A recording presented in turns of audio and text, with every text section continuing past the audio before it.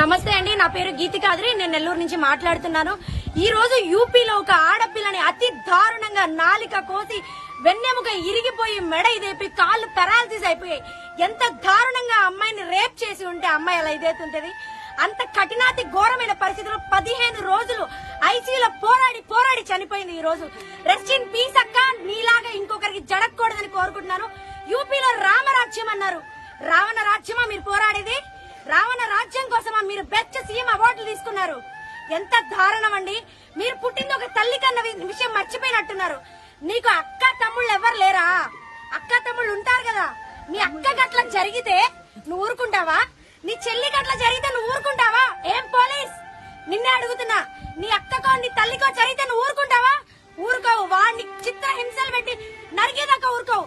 కానీ ఈరోజు దళిత ఆడపిల్లగా ఇట్లా జరిగిందని దళిత ఆడపిల్లలంటే అంత చీప్ అయిపోయారా? ఆడది తలుచుకుంటే సర్వనాశనం అయిపోతారు మీరు. ఏమి ఇంకా నోరు తెరవట్లేదన్నా మీరు? ఒక్కసారి ఆడది గడప దాటిందనుకో పుట్టగతులు ఉండవు మీకు. ఆడపిల్ల అంటే అంత నీచంగా ఉందా? రోడ్డు మీద ఆడది నడుస్తుంటే ఎన్ని కామపు కళ్ళతో చూస్తున్నారు మీరు. ఏం మీ అమ్మనట్టు చూస్తే ఊరుకుంటారా? మీ అక్కనట్టు చూస్తే ఊరుకుంటారా? లేదే. ఏం బయట ఆడపిల్లలంటే అంత పరాయి ఆడపిల్లలా? ఇంకో కడుపున పుట్టిన పిల్లంటే అంత చులకనా మీకు? మరి ముఖ్యంగా పిల్లల్ని చులకన చూసే వాళ్ళకి చెప్తున్నాను, ఒక్కసారి కన్ను ఆడది కన్ను ఎర్ర చేసిందనుకో బతకలేరు మీరు. చెప్తున్నాను. రేపంటే అంత ఇది అనుకుంటున్నారా?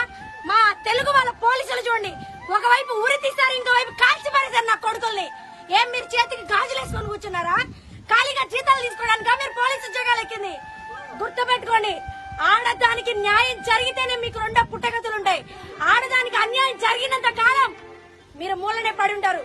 గుర్తు పెట్టుకోండి. యూపీ పోలీస్ చెప్తున్నాడు, ఏం చేశారు మీరు? ఆడపిల్ల పుట్టగతులు ఎక్కడ సచ్చి ఊరుకుంటుంది. తన కన్న తల్లి శోభ మీకు తగులుతుంది. నాటకాలు ఆడతా సీతాలు తీసుకొని కూర్చుంటున్నారు. ఒక ఆడపిల్ల అంటే అంత ఇదైపోతా ఉంది మీకు.